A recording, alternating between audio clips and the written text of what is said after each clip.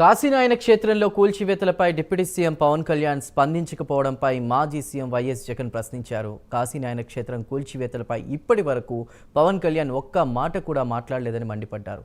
ఇలాంటి వీరికి హిందూ ధర్మం పైన, ఆలయాల పరిరక్షణ పైన మాట్లాడే హక్కు ఉందా అని జగన్ నిలదీశారు. దేవుడంటే భక్తి భయం ఉన్నది ఎవరికి? ఎవరి హయాంలో ఆధ్యాత్మిక శోభ వెలిసిల్లింది? ఎవరి హయాంలో హైందవ ధర్మాన్ని పరిరక్షించారంటూ ప్రశ్నించారు.